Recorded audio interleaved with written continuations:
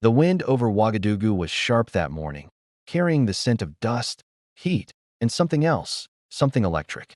Whispers traveled faster than motorbikes across the capital. Soldiers stood a little straighter at their posts. Market women paused mid-conversation. Students gathered in clusters, passing rumors like sacred secrets. Burkina Faso was vibrating, because something monumental had happened in the early hours before dawn, something only a handful of people yet knew for certain. But the streets felt it, as though the soul of the nation had trembled and shifted. The presidency was quieter than usual, cloaked in tension. Guards who normally joked silently gripped their rifles, eyes scanning the horizon. A convoy of armored vehicles sat idle, engines cold, but ready.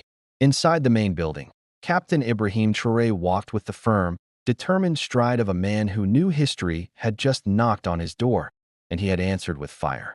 He had not slept. His uniform carried the dust of the night's operation. His eyes were focused, sharper than carved obsidian. A file, thick, heavy, loaded with secrets, rested under his arm. This file, if revealed publicly, had the power to shake the entire Sahel, redraw alliances, and expose the fragile web of Western influence that had suffocated the region for decades. The truth was explosive, and he was ready to detonate it. The events that led to this moment began months earlier, quietly, slowly, like termites gnawing at the foundation of an old, foreign-built structure. Burkina Faso had been changing since Traoré took power. Roads once abandoned were being repaired. Young soldiers, previously ignored, now trained with renewed purpose. Cooperation with Russia, China, India, and Pan-African allies had deepened, shifting the geopolitical axis of the country. But with every step forward, shadows grew darker behind the scenes. Reports of sabotage had spiked. Drones crashing mysteriously, communication lines severed, humanitarian convoys attacked by unidentified groups claiming to be jihadists. Ammunition shipments disappeared. Even encrypted military documents had leaked. Traoré suspected infiltration, but suspicion was not enough. He needed proof, undeniable, unshakable, catastrophic proof. And so, quietly, he had built a counterintelligence unit. A small, elite group of men and women, loyal not to Western embassies or international NGOs, but to the soil, the flag, and the future of Burkina Faso. They worked in silence. They monitored every unusual call, every diplomat's odd meeting, every unexplained entry into restricted zones. And then, one night, the trap closed. A military intelligence officer named Captain Sidi Konate was the first to alert Traoré to something unusual. "Mon capitaine," he said late one evening, entering Traoré's office with urgency. "We tracked an encrypted transmission sent from inside the capital. It was routed through 3 proxies, but the endpoint is clear: DGSE headquarters in Paris." French intelligence. Traoré froze. "How close to us?" Konate hesitated. "Too close." He placed a tablet in front of Traoré, the screen showing a map of Ouagadougou. A blinking red dot pulsed less than 3 kilometers from the presidential compound. Traoré leaned forward. "And the sender?" Konate swallowed. "It's disguised as an employee of an international development organization, but we have biometric confirmation that he's not who he claims to be." He paused again. "He's former French Special Forces, now DGSE." Traoré closed his eyes for a moment. It wasn't unexpected, but it was a spark that could ignite a geopolitical wildfire. "How many others?" he asked. "Possibly 7. Maybe more." Traoré stood abruptly. "Prepare the team. Tonight we strike." The operation began at 2:17 a.m. Under the cover of darkness, Burkina Faso's counterintelligence unit moved silently through the outskirts of Ouagadougou. They wore no identifiable insignia. Their vehicles had no lights. Their weapons were suppressed. They were shadows hunting shadows. The target was a seemingly harmless office belonging to a European agricultural NGO. The building looked ordinary by day: white walls, solar panels, a garden of drought-resistant plants. But beneath the surface was a sophisticated spy nest. Inside, DGSE operatives had built a command center disguised as a humanitarian research hub. They monitored Burkinabe military movements, intercepted government communications, and funneled classified intelligence directly to Paris.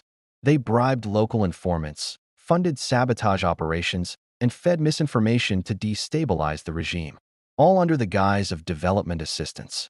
At 2:33 a.m., the first team infiltrated through the rear entrance.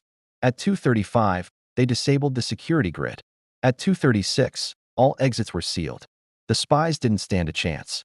When the operation was complete, 8 foreign operatives, 6 French, 1 Belgian, 1 Canadian with French intelligence ties, were in custody. Hard drives, encrypted phones, and classified documents were seized. And the biggest shock? Blueprints of Burkina Faso's military bases, including vulnerabilities only insiders could know. Someone inside the Burkinabe system was working with them. A traitor. Traoré's face hardened, as cold as iron pulled from the earth. "We dig until we find them," he said.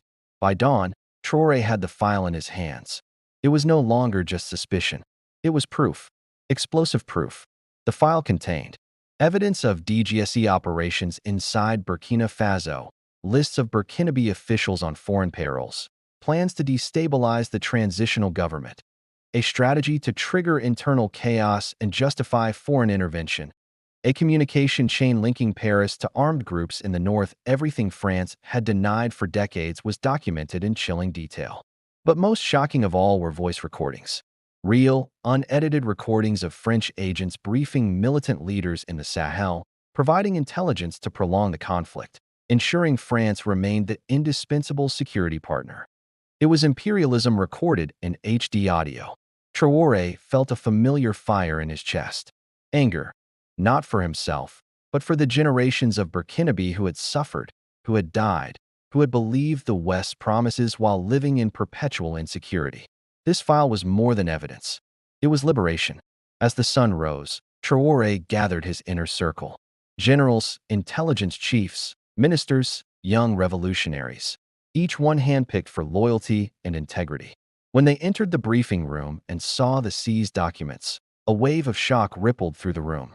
One general clenched his teeth. "So it's true. They never left. They only changed masks." Another whispered, "May the ancestors protect us. This is war." Traoré raised a hand. The room fell silent. "We have been patient. We have been respectful. We have sought cooperation based on equality," he began, voice steady but powerful. "But they have not changed. They infiltrate our institutions. They fund division. They arm groups to keep us weak. They treat us as children incapable of ruling our own land." He held up the file. "This is the final insult." His eyes burned with conviction. "We will expose everything. Not just for Burkina Faso. For Africa." The room erupted in agreement. By midday, the story had already leaked. A journalist from a Pan-African network received a mysterious message containing a single sentence. "Watch the presidency at 1800 hours." Rumors spread like wildfire. Radio stations buzzed. WhatsApp groups exploded. Activists mobilized. University students prepared for demonstrations. Villagers gathered around radios in rural areas. Across West Africa, eyes turned toward Burkina Faso again. Somewhere in Paris, in the cold hallways of the Ministry of Foreign Affairs, alarms were ringing. Phones were vibrating. Advisors were panicking. Has the file been confirmed? Yes. Can we deny involvement? No. The evidence is overwhelming. Then contain the damage. How? We do what we always do. Call for calm. Question the integrity of the sources. Blame Russian influence. But this time, France was not facing a fragmented, isolated African state. This time, Burkina Faso had allies. This time, the people were awake. This time, truth had a name and a voice. At exactly 1800 hours, Traoré stepped onto the podium. The hall was packed. Journalists, diplomats, military leaders, traditional chiefs, youth leaders, Pan-African activists. A sea of cameras pointed at him. He placed the file on the podium. Then he began. "People of Burkina Faso, people of Africa, today, we reveal the truth that has long been hidden behind smiling embassies and hypocritical speeches." He opened the file. Page after page flashed on the screen behind him. Emails, maps, photos, code names, signed directives from French intelligence, intercepts, financial transfers, satellite images proving cooperation with armed groups. Gasps filled the hall. Some diplomats' faces paled. Journalists scribbled furiously. And across Africa, millions watched in disbelief, anger, and awakening. Traoré continued. "For years, they said they were here to help, to protect us. to support democracy. But behind closed doors, they orchestrated chaos, division, and bloodshed. They tried to weaken our army. They tried to control our leaders. They spied on our families, infiltrated our institutions, and funded our enemies. His voice rose. This ends today. Silence. Heavy, historic silence. Then, Burkina Faso will no longer tolerate foreign interference masked as partnership. We demand respect. We demand sovereignty. We demand peace, for our people and for all of Africa. The room erupted in applause. But Traoré wasn't finished. To our brothers and sisters across the continent, you are not alone. The same tactics used against us have been used against Mali, Niger, Guinea, the Central African Republic, Congo, Chad, and beyond. But together, united, we will rewrite the story of Africa. He closed the file. From this moment, Burkina Faso chooses dignity over dependency, freedom over fear, truth over lies. The reaction was immediate and seismic. Across Africa, leaders issued cautious but supportive statements. Pan-African movements celebrated. Young Africans in Lagos, Accra, Bamako, Nairobi, Johannesburg, Cairo, and Dakar poured onto the streets, waving flags and chanting, "Down with neocolonialism. Africa must rise." Traoré forced du peuple. In Paris, outrage mixed with panic. Emergency meetings were held. Diplomats were recalled. State media went into damage control mode. Analysts warned that French influence in West Africa had suffered a lethal blow, one it might never recover from. But behind closed doors, some admitted the truth. Traoré had outmaneuvered them, and there was nothing they could do. Meanwhile, in Burkina Faso, something unprecedented happened.